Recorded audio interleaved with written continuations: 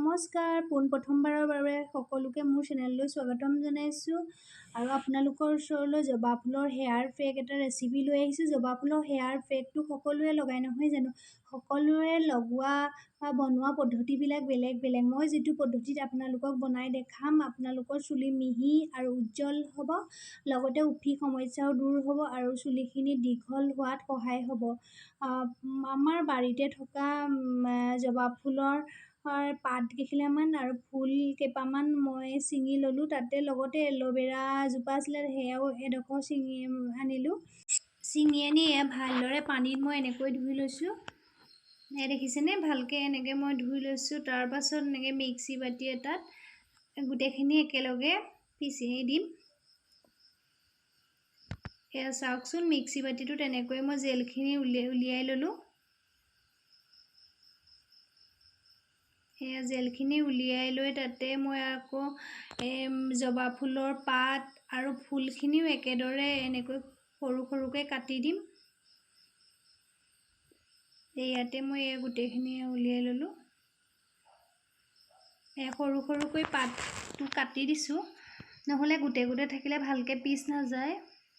এয়া দেখিছেনে? পাতটো দি দিলোঁ। আৰু এতিয়া চাওকচোন, এয়া মই পিচি আনিলোঁ। পিচাৰ পাছত এইখিনি কেনেকুৱা বিজল বিজল হৈ গৈছে। আৰু আমাৰ চুলিত লগালে চুলিটো বহুত মিহি হয়, আপোনালোকে গম পাব লগালে। আৰু এতিয়া মই ইয়াতে নাৰিকল তেল এচামুচ ল'ম। ইয়াত দেখিছেনে? গোটেই চামুচখনে, এচামুচ বাৰু নহয়, চামুচখন অলপ ডাঙৰ। এতিয়া দেখিছেনে? মই ইয়াতে ঢালি দিম। ইয়াতে এয়া নাৰিকল তেলখিনি দি দিলোঁ আৰু গোটেইখিনি ভালকৈ মিক্স কৰি ল'ব লাগিব। গোটেইখিনি ভালকৈ অকণমান মিক্স কৰি ল'লোঁ। তাৰপাছত এয়া মই লগাবলৈ লৈছোঁ, চাওকচোন।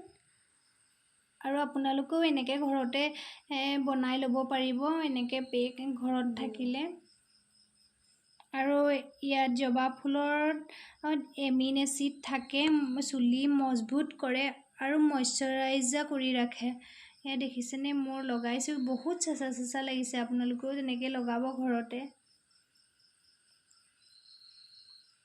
বজাৰৰ পৰা কিনা বস্তুতে কেমিকেল দিয়া থাকে, কিন্তু ঘৰৰ বস্তু লগাব পাৰিলে ভাল। আৰু মই ঘৰতে থকা আজি বহুত দিনৰ মূৰত লগাইছোঁ। আগতে মই এল'ভেৰা পেক এটা সানিছিলোঁ বাৰু, কিন্তু তাৰপাছত আজি দিন হ'ল, মই এতিয়া আকৌ বহুত দিনৰ মূৰত এইটো পেক লগাবলৈ ধৰিছোঁ। মই এনেই তেল চেল ইউজ নকৰোঁ বাৰু তেনেকৈ। এয়া দেখিছেনে? মই ধুই আহিলোঁ, কিমান ধুনীয়া হৈছে দেখিছেনে? চুলিখিনি চুই বহুত ভাল লাগিছে, মিহি হয়, স্মুথ হয়, উজ্জ্বলতা বাঢ়ে। দেখিছেনে? এয়া ভিডিঅ'টো চাই কেনে পালে জনাবচোন। যদি ভাল পালে তেন্তে লাইক, শ্বেয়াৰ, ছাবস্ক্ৰাইব কৰি দিব। আজিলৈ ইমানেই আছিল, ধন্যবাদ।